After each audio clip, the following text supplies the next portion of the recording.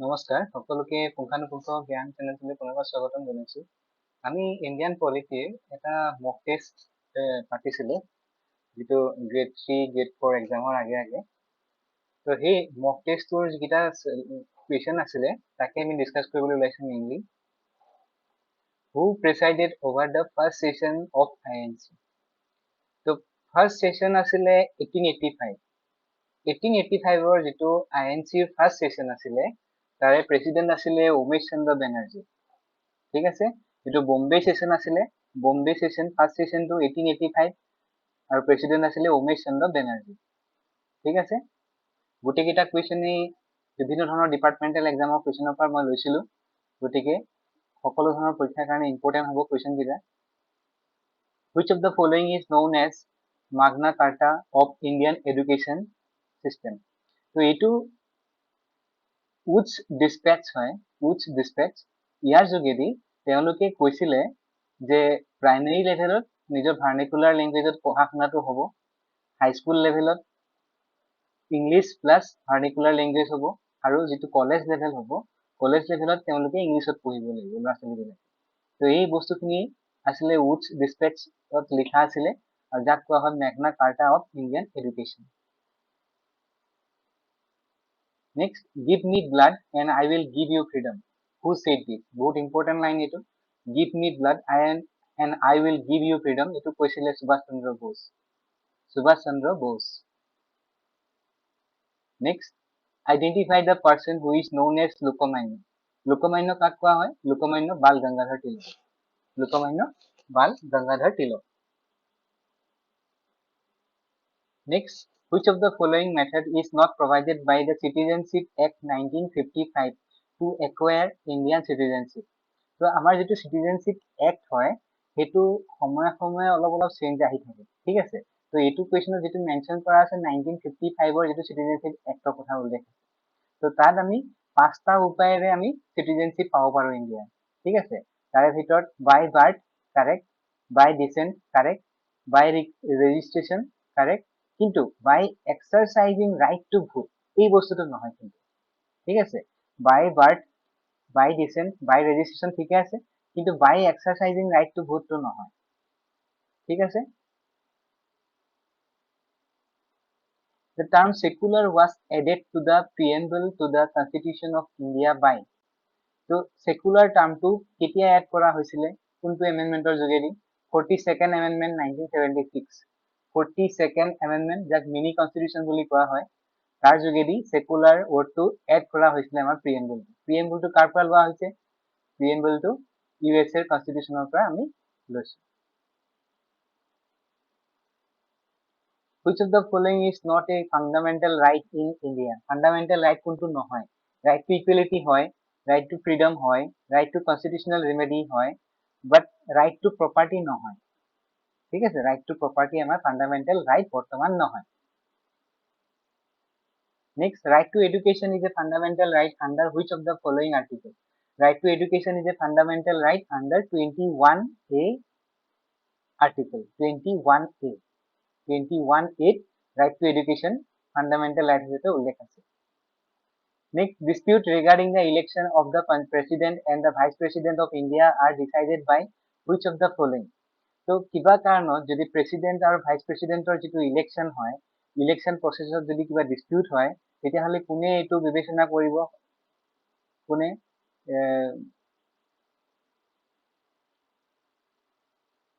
decided by which of the following dispute regarding the election কোনে decide কৰিব হেতু supreme court of India ঠিক আছে তো তাত যদি কিবা খেলিমেলি থাকে হেতু সালিজাৰি সোৱাৰ অধিকাৰ আছে supreme court of India Next, the Council of Minister include. So, Council of Minister বুলি ক'লে কাক কাক বুজা যায়? Council of Minister যি থাকে Prime Minister আন্ডাৰত থাকে Council of Ministers হয় নাই তো এতিয়া এই Prime Minister লগত যে Council of Minister থাকে তাত থাকে Cabinet Minister Minister of States Deputy Minister গোটেইখিনি থাকে ঠিক আছে all of the above Cabinet Minister the Minister of States Deputy Minister okay all of the above Next, the power of the Supreme Court of India to decide dispute between center and state falls under its. তো যদি কিবা কাৰণত center আৰু stateৰ মাজত যদি কিবা এটা dispute হয় ঠিক আছে তো সেই ক্ষেত্ৰত মানে কোনটো jurisdiction এপ্লাই হ'ব হেতু হ'ব এডভাইজৰি জুৰিসডিকশন ঠিক আছে সেন্টাৰ আৰু ষ্টেটৰ মাজত যদি কিবা ডিসপিউট থাকে কেনেকে হ'ব advisory জুৰিসডিকশন next who presides over the joint session of both of the houses of the parliament তো আমি সাধাৰণতে জানো যে লোৱাৰ হাউস বুলি ক'লে লোকসভা আপাৰ হাউস বুলি ক'লে ৰাজ্যসভা হয় নাই যেতিয়া জয়েন্ট সেশন কল কৰা যায় জয়েন্ট সেশনখন কোনে লিড কৰিব কোনে হেড কৰিব জয়েন্ট সেশনৰ হেড থাকে স্পিকাৰ অফ দা লোকসভা ঠিক আছে স্পিকাৰ অফ দা লোকসভাই জয়েন্ট সেশনটো হেড কৰে লিড কৰে which of the following article empowers the president of India to declare emergency due to failure of constitutional machinery of the state তো সাধাৰণতে national emergency state emergency আৰু financial emergency হয়নে তো এতিয়া state emergency কথা কৈছে ইয়াতে state emergency হয় 356 article 356 তিনটা আছে এটা national emergency এটা state emergency এটা হৈ গল আমাৰ financial emergency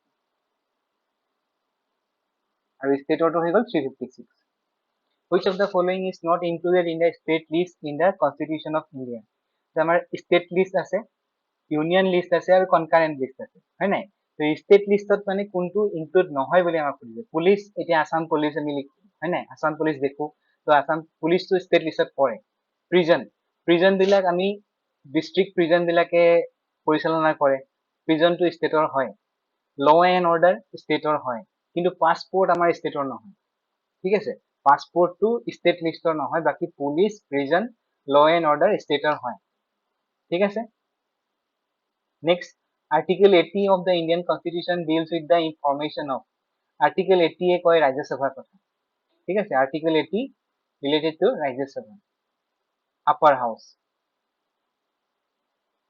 next which amendment of our constitution reduces age of voting right from 21 years to 18 years of age এই কোৱেশ্চনটো বহুত ইম্পৰ্টেন্ট হয় তোমাক হয়তো সুধিব কোনটো এমেন্ডমেন্টৰ যোগেদি 21 বছৰৰ পৰা 18 বছৰ কৰা হৈছিল বা কোনটো বছৰত কৰা হৈছিল হেতু সুধিব পাৰে ঠিক আছে তো এইটো হ'ব আমাৰ 61st এমেন্ডমেন্ট আৰু এইটো 1989 ত ইমপ্লিমেন্ট কৰা হৈছিল 1989 which amendment বুলি ক'লে 61st amendment ঠিক আছে 61st amendment who was the first Indian woman to preside over Indian National Congress in 1925 তো আমাৰ যেটো ইন্ডিয়ান ন্যাশনাল কংগ্ৰেছ আছিল তাৰ ফার্স্ট ওমেন প্রেসিডেন্ট কোন আছিল first women president Indian women president আছিল সরোজিনী নাইডু ঠিক আছে Sarojini Naidu first Indian president in 1925 এটা বস্তু ইম্পর্টেন্ট 1926 ত কিন্তু পাণ্ডু অধিবেশন দেই 1926 ৰ আইএনসি পাণ্ডু অধিবেশন next Assam Gana Parishad was formed in the year যেতিয়া Assam movement হৈছিলে হয়নে Assam movement 1979 ৰ পৰা 1985 লৈকে Assam movement হৈছিলে তাৰপিছত কি হৈছিলে Assam Accord 1985 15 আগষ্ট এই Assam Accord ৰ পাছতে অসম গণ পৰিষদ ফৰ্ম হৈছিলে ঠিক আছে অসম গণ পৰিষদ ফৰ্ম হৈছিল 1985 the service term of Rajya Sabha is Rajya Sabhar service term হৈ গল 6 বছৰ লোক সভা হৈ গল 5 বছৰ which ministry does the election commission coordinate with for conducting election কোনটো ministry under election commission থাকে তো election commission থাকে ministry of law and justice election commission car under থাকে ministry of law and justice who presided over the meeting of the Rajya Sabha যিকোনো অধিবেশন বা meeting হলে কোনে প্রেসিডেন্ট থাকে কোনে প্রেসাইড কৰে ভাইস প্রেসিডেন্ট রাজ্য সভার ভাইস প্রেসিডেন্ট লোকসভার হয়ে গেল স্পিকার ঠিক আছে next under the constitution of India which one of the following is not a fundamental duty তলৰ কোনটো fundamental duty নহয় to vote in public election to develop a scientific temper to safeguard public property to abide by the constitution and respect its ideals এটো হৈ গল আমাৰ option A হ'ব to vote in public election এটো fundamental duty নহয় to vote in public election is not a fundamental duty okay the ideal of welfare state in the Indian constitution is enshrined in its preamble directive principles fundamental right 7 schedule so welfare state কথাটো mention আছে mainly directive প্ৰিন্সিপলত welfare ষ্টেটৰ ধাৰণাটো mention কৰা আছে। Next, when did the Jallianwala Bagh massacre take place? 1919, 13 April. 1919 13 এপ্ৰিলত জালিয়ানৱালা বাগৰ হত্যাকাণ্ড হৈছিল। When did the British government start ruling India directly? যেতিয়া চিপাহী বিদ্ৰোহ হৈছিলে চেপন মুটনি 1857 তাৰ পিছতেই মানে 1958 পৰা ডাইৰেক্ট ব্ৰিটিছ ক্ৰাউনৰ শাসন হৈছিল। আগতে আছিলে ইষ্ট ইণ্ডিয়া কোম্পানীৰ শাসন, কিন্তু 1958 পৰা ডাইৰেক্ট ব্ৰিটিছ ক্ৰাউনৰ শাসন। ঠিক আছে, ডাইৰেক্ট মানে লণ্ডনৰ পৰা শাসন। আগতে আছিলে তেওঁলোকৰ আণ্ডাৰ থকা ইষ্ট ইণ্ডিয়া কোম্পানীৰ শাসন। Next, the first governor general of British India. তো এতিয়া first governor general of British India বুলি ক'লে ৱাৰেন হেষ্টিংছ। ঠিক আছে, কিন্তু এতিয়া এইটোত কিছু অলপ কনফিউজন হ'ব পাৰে। First governor general of Bengal বুলি আছিলে, প্ৰথমতে বেংগল আছিলে উইলিয়াম বেণ্টিক, হয় নাই? কিন্তু governor general of British India বুলি ক'লে ইয়াতে বেণ্টিকটো নাইও বাৰু এতিয়া, তো ৱাৰেন হেষ্টিংছ হ'ব। কিন্তু অপশ্যনো চাব লাগিব আৰু বস্তুটো কেনেকৈ কৈছে, বেংগল কৈছে নে ব্ৰিটিছ ইণ্ডিয়া কৈছে নে কেনেকৈ কৈছে সেইটো চাব লাগিব। ঠিক আছে, which party was founded by Subhash Chandra Bose in the year 1939 after he broke away from the Congress? যেতিয়া সুভাষ চন্দ্ৰ বোসে কংগ্ৰেছৰ পৰা আঁতৰি আহিছিল 1939ত, তেতিয়া কোনটো পাৰ্টি তেওঁ ফাউণ্ড কৰিছিলে? সেইটো হ'ল all India Forward Bloc. All India Forward Bloc founded by Subhas Chandra Bose in 1939। ঠিক আছে, who is the founder of the Brahmo Samaj? Brahmo সমাজৰ ফাউণ্ডাৰ হৈ গ'ল ৰাজা Rammohan Roy. Brahmo Samaj Raja Rammohan Roy. Next, who is known as the chief architect of Indian constitution? এইটো common question. Doctor B R. Ambedkar, chief architect, father of Indian constitution, chairman of the drafting committee, Indian constitution. The power to increase the number of judges in the Supreme Court of India is vested on? যদি কেনেবাকৈ supreme কোৰ্টৰ জাজৰ সংখ্যা মই বঢ়াবলগীয়া হয়, সেইটো কোনে decision ল'ব, কোনে decide কৰিব? সুপ্ৰিম কোৰ্টৰ যদি জাজৰ সংখ্যা বঢ়াবলগীয়া হয়, সেইটো পাৰ্লিয়ামেণ্টে ডিচাইড কৰিব। প্ৰেচিডেণ্টেও নোৱাৰে, CJIও নোৱাৰে, ল কমিশ্যনাৰেও নোৱাৰে, কিন্তু পাৰ্লিয়ামেণ্টে পাৰে। Parliament has the power to increase the number of judges in the Supreme Court. Next, Panchayati Raj system is a system of local self-government. Panchayati Raj system হৈ গ'ল এটা লোকেল সেল্ফ গভৰ্ণমেণ্ট। গাঁও এৰিয়াৰ কাৰণে পঞ্চায়তী ৰাজ, চহৰ এৰিয়াৰ কাৰণে মিউনিচিপালিটি। ঠিক আছে, বাকী ট্ৰাইবেল এৰিয়াৰ কাৰণে অট'নমাছ কাউন্সিল বা autonomous district. First Lokpal bill was propose in the parliament in? First Lokpal bill হৈ গ'ল 1968, was proposed in parliament in 1968. Next, which article of the Constitution of India prohibits trafficking in human beings and forced labor? So আমাৰ কনষ্টিটিউশ্যনৰ কোনটো আৰ্টিকলে human trafficking আৰু ফৰ্চড লেবাৰক মানা কৰিছে? ঠিক আছে, তো এতিয়া হিউমেন ট্ৰেফিকিং আৰু ফৰ্চড লেবাৰ প্ৰহিবিট কৰা হৈছে একৰ্ডিং টু আৰ্টিকল 23। আৰ্টিকল 23 যোগেদি। ঠিক আছে, 21A ৰাইট টু এডুকেশ্যন, 23 হৈ গ'ল prohibition of traffic of human beings and forced labor. Where was Mahatma Gandhi imprisoned from 1942 to 1944, which was a historical place? So যেতিয়া do or die বুলি ক'লে মহাত্মা গান্ধীয়ে 1942 quit India মুভমেণ্টৰ সময়ত, তাৰপিছতে ভাৰতৰ মানে গোটেই চিনাৰিওটো চেঞ্জ হৈ গৈছিল, গোটেই বেলেগ বেলেগ জেগাত আন্দোলনে চৰম পৰ্যায় পাইছিলে। তেতিয়া মহাত্মা গান্ধীক এৰেষ্ট কৰিছিলে ব্ৰিটিছসকলে, আৰু এৰেষ্ট কৰি পিনি 1942 পৰা 1944 লৈকে এটা জেলত থৈ দিছিলে। ক'ত থৈছিলে? আগা খান পেলেচত থৈছিল 1942 পৰা 1944। ঠিক আছে, 44 লৈকে, 42 পৰা 44। In which of the following satyagraha Vallabhbhai Patel was conferred with the title of Sardar? কোনটো সত্যাগ্ৰহৰ পাছত বল্লভভাই পেটেলক চৰ্দাৰ টাইটেলটো দিয়া হৈছিলে? বাৰডলি সত্যাগ্ৰহ, গুজৰাটৰ যিটো বাৰডলি সত্যাগ্ৰহ হৈছিলে, তাৰ পিছতে বল্লভভাই পেটেলক চৰ্দাৰ টাইটেলটো দিয়া হৈছিলে। ঠিক আছে, next, who introduce the zamindari system in India? Zamindari চিষ্টেমটো কোনে ইন্ট্ৰডিউচ কৰিছিলে? Lord কাৰ্ণৱালিছ।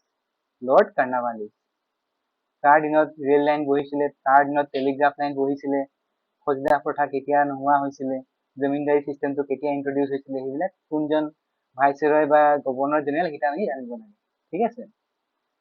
6th April 1930 is well known in Indian history because that this date is associated with the তো যেতিয়া দাণ্ডি মাৰ্চ হৈছিলে, দাণ্ডি মাৰ্চটো হৈছিলে 12 মাৰ্চৰ পৰা 1930 12 মাৰ্চৰ পৰা তেওঁলোকে সবৰমতী আশ্ৰমৰ পৰা দাণ্ডিলৈকে গৈছিলে। ঠিক আছে। তো তেওঁলোকে গৈ পাইছিলে 6 তাৰিখে। দাণ্ডি মাৰ্চটো শেষ হৈছিলে 6 এপ্ৰিলত, ষ্টাৰ্ট হৈছিলে 12 মাৰ্চত। ঠিক আছে। গতিকে 6 এপ্ৰিলটো ইম্পৰ্টেণ্ট হয় for Dandi march, related to Dandi march. Who among the following martyr of Quit India movement was honored by the Indian Coast Guard by naming a ship after him or her? তো Indian coast গাৰ্ডে সন্মানজনকভাৱে এগৰাকী freedom ফাইটাৰৰ নামত এখন জাহাজৰ নামাকৰণ কৰিছে, আৰু শ্বহীদগৰাকী আছিলে quit India মুভমেণ্টৰ শ্বহীদ। তেখেত হৈ গ'ল Kanaklata Barua. Lord Ripon appointed Hunter commission for.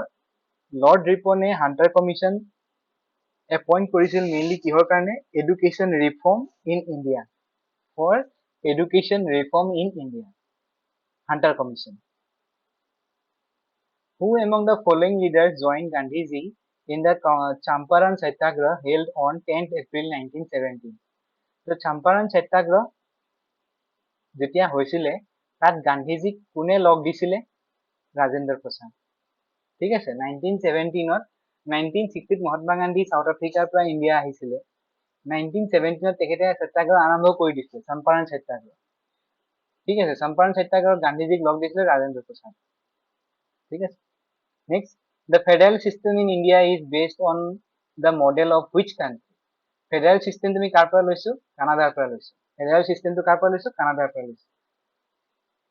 Which one of the following statement is true regarding the fundamental right? তলৰ কোনটো লাইন ফান্ডামেন্টাল ৰাইটৰ ক্ষেত্ৰত প্ৰযোজ্য হয়? They cannot be suspended.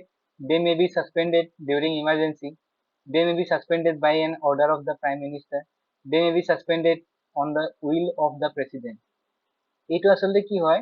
যেতিয়া ইমার্জেন্সি হয়, বাই ডিফল্ট এই ফান্ডামেন্টাল রাইট কিটা সাসপেন্ড করা যায়। ঠিক আছে। এইটো মে বুলি কথা নাই, অটোমেটিক্যালি ফান্ডামেন্টাল রাইট সাসপেন্ড হয় ডিউরিং ইমার্জেন্সি। ঠিক আছে। কি হ'ব অপশনটো এইটো? What is the minimum permissible age for employment in any factory or mine? যদি কুবাত খনন কাৰ্য বা খনিক ফেক্টৰীত যদি কাম কৰিব লাগে বাচ্চাবিলাকে, ল'ৰা ছোৱালীবিলাকে, মিনিমাম পাৰ্মিচিবল এজ কিমান বুলি কৈছে আমাৰ সংবিধানে? 14 বছৰ বুলি কৈছে। 14 বছৰ হলে তেওঁ যিকোনো এটা খনি, কয়লাৰ খনি, ঠিক আছে, বা এনেকুৱা ফেক্টৰীত তেওঁ কাম কৰিবলৈ পাৰিব। 14 years। ঠিক আছে। The time gap between two sessions of the parliament should not exceed, দুটা সেশনৰ মাজত কিমান দিনৰ গেপ হ'ব নালাগে? should not exceed 6 months. 6 monthৰ ওপৰত গেপ হ'ব নালাগে দুটা সেশনৰ মাজত। Next, Panchayati Raj was first introduced in the state. First state হৈ গ'ল ৰাজস্থান, second state হৈ গ'ল Andhra Pradesh. Next, which of the following high court gave ruling that India has no national language?